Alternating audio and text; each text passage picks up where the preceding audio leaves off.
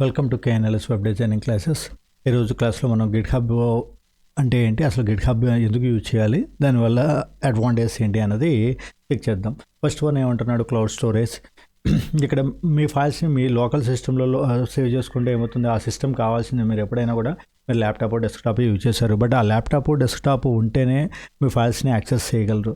అలాగే కాకుండా దీన్ని మీరు అనొచ్చు, అయితే మనం మెయిల్లో పెట్టుకోవచ్చు కదా అని. బట్ మెయిల్లో పెట్టుకుంటే ప్రాబ్లం ఏమవుతుంది, ఇక్కడ మళ్ళీ దాన్ని ఎవరికైనా షేర్ చేయాలి. మీరు ఎంతమందికి షేర్ చేస్తే వెళ్తారు, మీ టీం అంతా ఉంది, టీంలో ప్రతి మెంబర్స్కి కూడా ఆ మెయిల్ షేర్ చేయడం అన్నది కష్టం కదా. సో సింపుల్గా దీన్ని క్లౌడ్లో ప్లేస్ చేసుకుని అక్కడి నుంచి మీరు ఎవరు కావాలంటే వాళ్ళకి మనం డేటాని ఒక చిన్న లింక్ ద్వారా యాక్సెస్ ఇవ్వడం అన్నది మీ గ్రూప్లో ఆ లింక్ని ప్లేస్ చేసేస్తే ఎవరు కావాలంటే వాళ్ళు దాన్ని యాక్సెస్ చేయడానికి పాసిబిలిటీ ఉంటుంది. అదేవిధంగా లైవ్ వెబ్సైట్ ప్రివ్యూస్, మనం మీరు క్రియేట్ చేసిన HTML ఫైలు లేకపోతే ఇమేజెస్, అవన్నీ CSS స్టైల్, ఈ ఫైల్స్ అన్నింటినీ కూడా ఇక్కడ రెపాజిటరీలో ప్లేస్ చేసి అక్కడి నుంచి మనం సింపుల్గా మనం ఒక వెబ్సైట్ని జనరేట్ చేసుకోవడానికి పాసిబిలిటీ ఉంటుంది. అది కేవలం ఏంటంటే స్టాటిక్ వెబ్సైట్స్ని మాత్రమే క్రియేట్ చేసేదానికి పాసిబిలిటీ ఉంటుంది. ఓకే, ఇది డెమో పర్పస్కి మీరు మీ క్లయింట్కి ఏదైనా మీ డెమో వెబ్సైట్ని చూపించాలి అంటే కనుక ఈజీగా మనం దాన్ని చేసుకోవచ్చు. పెయిడ్ సర్వర్తో మనకి ఎలాంటి పెయిడ్ హోస్టింగ్ సర్వర్స్తో పని ఉండదు. అదేవిధంగా నెక్స్ట్ వన్ ఏమంటున్నాడు, వెర్షన్ కంట్రోల్. అంటే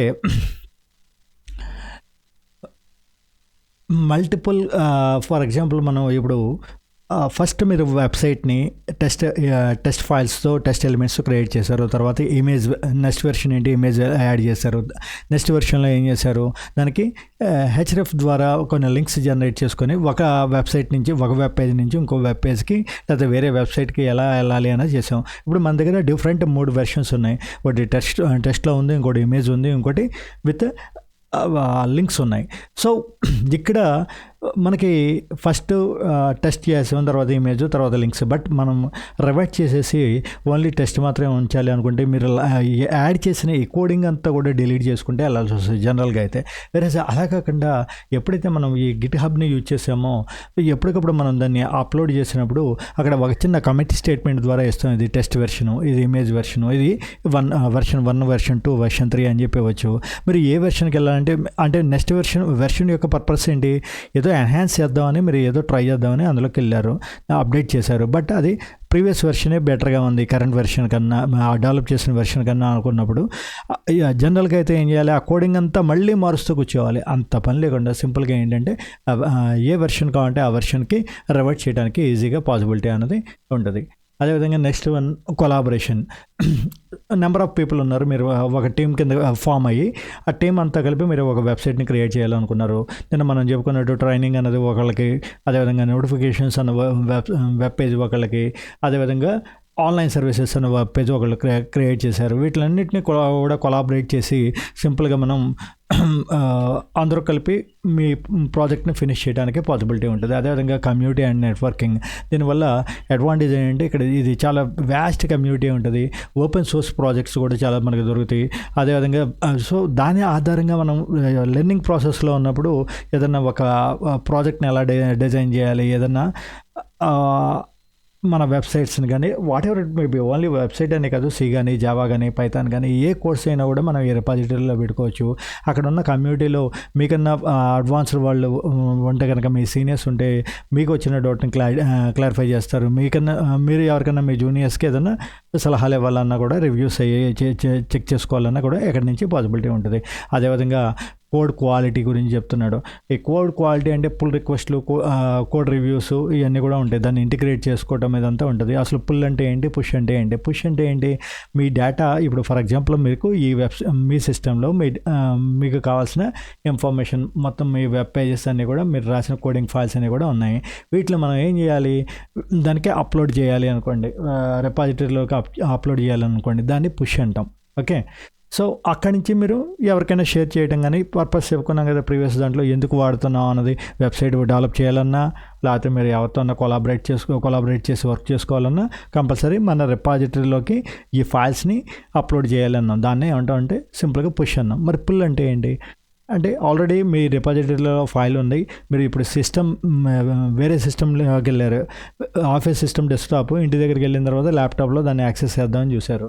బట్ ఏమవుతుందంటే డైరెక్ట్గా రెపాజిటరీలో నుంచి మీరు ఏం చేయాలంటే ఫస్ట్ ఆఫ్ ఆల్ దాని నుంచి పుల్ చేయాలి. మీ లోకల్ రెపాజిటరీలోకి పుల్ చేస్తేనే అక్కడ మీకు దాన్ని యాక్సెస్ చేయడానికి పాసిబిలిటీ ఉంటుంది, సేమ్ వెర్షన్ని యాక్సెస్ చేయడానికి పాసిబిలిటీ ఉంటుంది.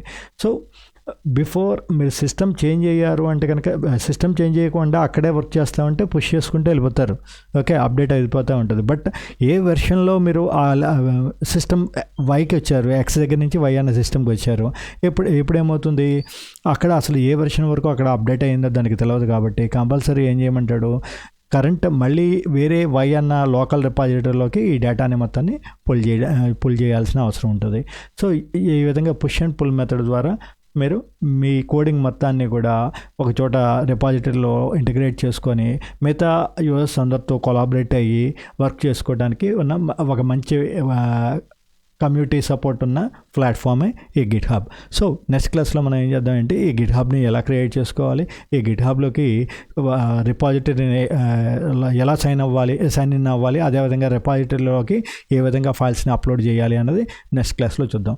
సో ఈ క్లాస్లో మనం చూసిన టాపిక్స్ ఏంటి, ఒకటి ఎందుకని క్లౌడ్ని గిట్ హబ్ అనేది యూజ్ చేయాలి, ఒకటి క్లౌడ్ స్టోరేజ్ కోసం అని చెప్పి ఎక్కడి నుంచి కావాలంటే అక్కడి నుంచి మీరు డేటాని యాక్సెస్ చేసుకోవడానికి మీ కోడింగ్ని, అదేవిధంగా మీ వెబ్సైట్ని ఏదైనా HTML నేర్చుకునే వాళ్ళు అయితే కనుక మీ వెబ్సైట్ని పెయిడ్ సర్వీసులు లేకుండా ఫ్రీగానే ఏ విధంగా హోస్ట్ చేసుకోవచ్చు, స్టాటిక్ వెబ్సైట్స్ మాత్రమే. అదేవిధంగా దాన్ని version control, different versions, current version బాగాలేదని ఏదో నెక్స్ట్ వెర్షన్ అప్డేట్ చేశారు, బట్ ఆ వెర్షన్ కన్నా ప్రీవియస్ వెర్షనే బాగుంది, అప్పుడు అన్నిటినీ డిలీట్ చేసి మళ్ళీ ప్రీవియస్ వెర్షన్కి తీసుకెళ్లే బదులు జస్ట్ ఆ వెర్షన్ కంట్రోల్ అంటే వెర్షన్ 1 నుంచి 2కి 2 నుంచి 3కి ఎలాగా ఉండాలో రివర్ట్ అవ్వడానికి, ఎన్హాన్స్ ఫార్వర్డ్ అవ్వడానికైనా బ్యాక్వర్డ్ అవ్వడానికైనా ఈజీగా ఉంటుంది. అదేవిధంగా కొలాబరేట్ మొత్తం టీం వర్క్ కింద చేసుకునేటప్పుడు మీరు అందరూ కూడా కొలాబరేట్ అయ్యి ఒక వర్క్ని చేసుకోవడానికి ఈజీగా ఉంటుంది అని చెప్పాము. సో ఇది ఒక బెస్ట్ కమ్యూనిటీ. అదేవిధంగా కోడ్ క్వాలిటీ మెయింటైన్ చేయాలన్నా కూడా ఈ పుష్ అండ్ పుల్ రిక్వెస్ట్ల ద్వారా మనం కోడ్ని క్వాలిటీగా అప్డేట్ చేస్తా ఇంటిగ్రేట్ చేసుకొని మన ప్రాజెక్ట్స్ అన్నింటినీ కూడా ఫర్ ఎగ్జాంపుల్ మీరు ఈవెన్ క్యాంపస్ ఇంటర్వ్యూలకు వెళ్ళారనుకోండి, ఆ క్యాంపస్ ఇంటర్వ్యూల్లో మీరు ఏ ప్రాజెక్ట్స్ చేశారు అంటే ల్యాప్టాప్ ఓపెన్ చేసి ఫోల్డర్స్లో ఎక్కడెక్కడ ఏ ఉన్నాయి ఎతికి ఇవన్నీ చేయాలంటే కష్టం కదా. వెరేస్ ఎప్పుడైతే మీకు ఇందులో గిట్ హబ్లో ప్లేస్ చేసామంటే ఆటోమేటిక్గా మీ ప్రాజెక్ట్స్ అన్నీ కూడా ఒకే చోట డిస్ప్లే చేయడానికి అవకాశం అనేది ఉంటుంది. ఇది గిట్ హబ్కి సంబంధించిన అడ్వాంటేజెస్. Okay, thank you.